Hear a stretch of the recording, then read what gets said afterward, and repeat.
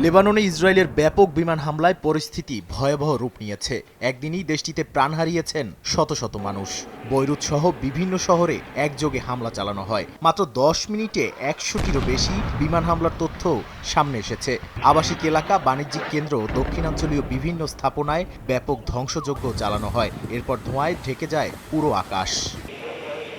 এই হামলার জবাবে ইসরায়েলে পাল্টা আক্রমণ শুরু করে হিজবুল্লাহ। ইসরায়েলি সেনাবাহিনী জানায়, উত্তর ইসরায়েলে একাধিক ক্ষেপণাস্ত্র নিক্ষেপ করা হয়েছে। তেল আবিব লক্ষ্য করে ছোড়া রকেট প্রতিহত করার দাবিও করেছে ইসরায়েল। তবে হাইফা সহ বিভিন্ন এলাকায় সাইরেন বেজে ওঠে।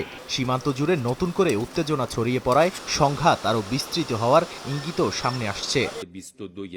ইরানের অবস্থান এই সংঘাতে আরও জটিলতা তৈরি করেছে। ইরানের রেভলিউশনারি গার্ড কর্পস আইআরজিসি জানিয়েছে, যুদ্ধবিরতির সময় তারা কোনো ক্ষেপণাস্ত্র নিক্ষেপ করেনি। তেহরান অভিযোগ করেছে, ইসরায়েল লেবাননে যুদ্ধবিরতি ভেঙে হামলা চালাচ্ছে, তাই আলোচনার কোনো অর্থই থাকে না। চাই A1 SWR pipe and fittings. A1 engineers number 1 choice.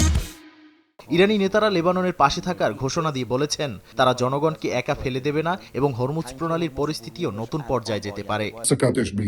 ইসরায়েলের প্রধানমন্ত্রী নেতানিয়াহু এক ভিডিও বার্তায় বলেছেন, লেবাননের সঙ্গে কোনো যুদ্ধবিরতি হবে না। প্রতিরক্ষামন্ত্রী ইসরায়েল কাৎজও বলেছেন, এ যুদ্ধ বন্ধ হচ্ছে না। হিজবুল্লাহ সরাসরি আলোচনার প্রস্তাব প্রত্যাখ্যান করেছে এবং আগে যুদ্ধবিরতির শর্ত পূরণের দাবি জানিয়েছে। অন্যদিকে যুক্তরাষ্ট্র সাবধানী অবস্থান নিয়েছে। ডোনাল্ড ট্রাম্প বলছেন, ইরান ইস্যুতে মার্কিন সামরিক উপস্থিতি বজায় থাকবে এবং সঠিক চুক্তি না হলে সংঘাত আরও বাড়তে পারে। ব্রিটেন সহ পশ্চিমা দেশগুলো লেবাননের হামলাকে ভুল বলে মন্তব্য করেছে এবং উত্তেজনা কমানোর আহ্বান জানিয়েছে।